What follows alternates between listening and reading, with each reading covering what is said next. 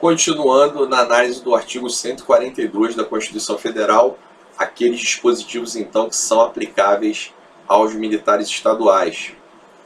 Aplica-se aos militares o disposto no artigo 7º, inciso 8, 12, 18, 17, 19 e 25, e no artigo 37, 11, 13, 14 e 15, bem como na forma da lei com prevalência da atividade militar, no artigo 37, inciso 16, a linha C. Então aí a Constituição traz todos os direitos, né, e as vedações que ela quis então estabelecer para os militares.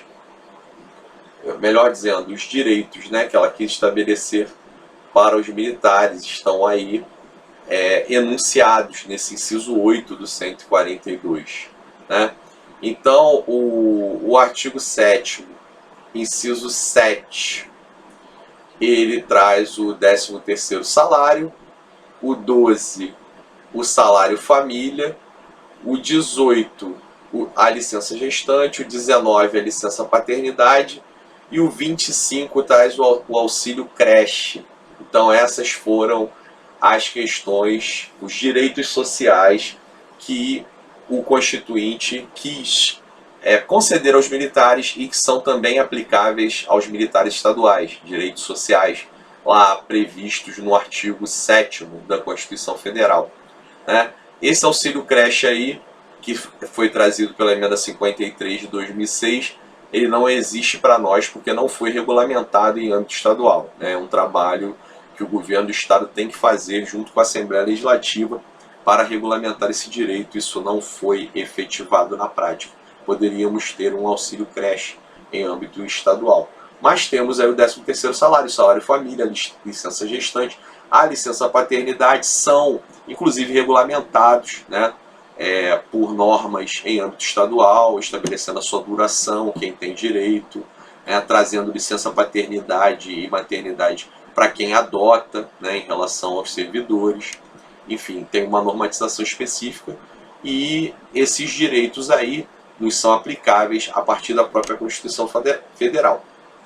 O 3711 trata do teto remuneratório, então estamos como militares sujeitos ao teto remuneratório, né, não podemos ganhar mais do que o maior salário do Poder Executivo estadual, né, que está previsto lá na Constituição Estadual, e temos o direito à irredutibilidade dos nossos vencimentos. Hoje está sendo cogitado, em virtude dessa questão da crise econômica, provocado pela epidemia de Covid-19, a redução de salários de servidores. Né? Isso será, assim, uma quebra da ordem jurídica, porque estaremos indo contra o princípio constitucional da irredutibilidade dos vencimentos, que está plasmado na Constituição. Isso vai dar bastante discussão também.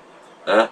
E o teto remuneratório estamos sujeitos. Então esses são aí os direitos sociais que a Constituição quis nos conceder e as vedações e imposições de âmbito disciplinar e penal que a Constituição quis trazer no seu corpo para os militares, mas já apontando essa especificidade, né?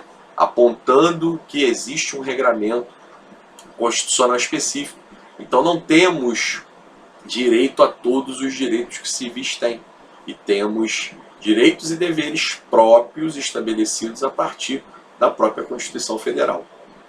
Prosseguindo aí na nossa matéria, ainda no slide número 5, a gente tem ali as definições legais de hierarquia e disciplina. Então a nossa Lei 880 de 85, no seu artigo 10, que é o Estatuto dos Bombeiros Militares, e disse na turma onde mais avancei, se não me engano a turma 2, que o Estatuto dos Bombeiros Militares é aqui então aquela lei que estabelece toda a regulação jurídica, todas as normas jurídicas aplicáveis à regulação do nosso vínculo funcional com o Estado. Então, para entender bem, o servidor, o trabalhador comum, ele tem um vínculo empregatício com o empregador, e este vínculo é regulado por uma lei específica denominada CLT, que todo mundo já ouviu falar. a consolidação das leis do trabalho. Nós, enquanto militares estaduais, militares do CBMR especificamente, não somos regidos pela CLT. Somos regidos por uma lei específica, no caso só dos bombeiros militares, tá certo? Os policiais militares têm então outro estatuto que regula todos os aspectos do nosso vínculo funcional com o Estado. Então lá nessa lei nós vamos ver então todo o código dos nossos direitos e deveres. Lá tem um capítulo que fala da matéria disciplinar e remete a um regulamento disciplinar que é o decreto 3767/80. Então nós temos uma fundamentação legal do regime disciplinar que joga para um regulamento, para uma norma mais esmiuçada. Mas este regulamento hoje juridicamente se entende que ele também tem um status de lei ordinária tal qual estadual, lei ordinária estadual, tal qual é o estatuto. Então ambos têm o status normativo de leis ordinárias estaduais. E nesse estatuto lá está toda a regulação do nosso vínculo jurídico com o Estado. Todos os nossos direitos e deveres estão lá, né? São regulamentados por outras normas, decretos e até outras leis, mas a base desse regime jurídico nosso em relação a sermos servidores, melhor dizendo, a sermos militares estaduais, está nesse estatuto. E lá nos socorre o estatuto com a chamada interpretação legislativa da Constituição. Então é a lei dando definições de conceitos. Então para nós, se a nossa lei específica diz o que é hierarquia e disciplina, qual é esses pilares fundantes da instituição militar, que seguram todo este edifício para que sejamos reconhecidos pela sociedade com essa eficiência que somos, né? Com esse alto grau de eficiência, com esse conceito que temos na sociedade, por darmos as respostas que ela necessita da nossa atividade, essa condição que temos de dar essa resposta está porque as nossas instituições são, então, construídas em cima desses pilares da hierarquia e disciplina. Vamos ver, então, essas definições. O artigo 10 caput, né, a cabeça do artigo, o caput do artigo, diz o seguinte: a hierarquia e a disciplina são bases institucionais do CEBERJ, né, antigamente era CEBERJ. A autoridade e a responsabilidade crescem com o grau hierárquico. Então esse conceito aí é muito importante, tá? Autoridade e responsabilidade crescem com o grau hierárquico. Então do oficial que tem o poder disciplinar, tem o dever de controlar e fiscalizar a sua tropa, será sempre cobrado mais pela legislação, pelo regulamento disciplinar e pela legislação penal militar. O oficial será sempre punido quando cometer transgressões disciplinares em coautoria com praças, então os dois são autores da mesma transgressão e não, no mesmo caso, praticaram transgressões diferentes, mas os dois são coautores de uma mesma transgressão. O oficial terá sempre que ser punido com maior gravidade, porque tendo um maior status hierárquico, ele tem mais responsabilidade, tem o dever de dar o exemplo, coisa que infelizmente é muito esquecida entre nós. Então a autoridade e a responsabilidade crescem com o grau hierárquico. Parágrafo 1º do artigo 10 diz o seguinte: a hierarquia de bombeiro militar é a ordenação da autoridade em níveis diferentes, dentro da estrutura do CEBERJ. A ordenação se faz por postos ou graduações, pela antiguidade no posto ou na graduação. O respeito à hierarquia é consubstanciado no espírito de acatamento à sequência de autoridade.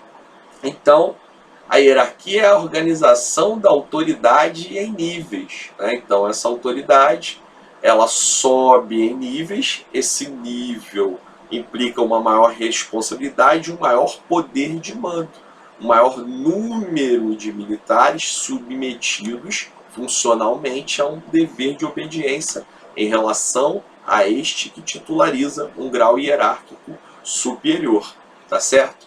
Então, o respeito à hierarquia é consubstanciado no espírito de acatamento à sequência de autoridade, né? Então, você respeita o titular daquele posto ou graduação e não aquela pessoa, né?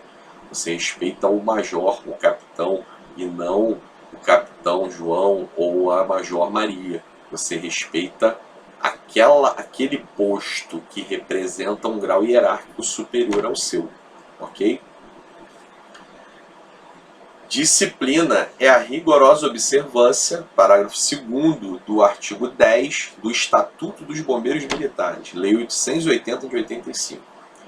Disciplina é a rigorosa observância e o acatamento integral das leis, regulamentos, normas e disposições que fundamentam o organismo de bombeiro militar e coordenam seu funcionamento regular e harmônico, traduzindo-se pelo perfeito cumprimento do dever por parte de todos e cada um dos componentes desse organismo. Vou parar por aqui e a gente faz os comentários no próximo vídeo.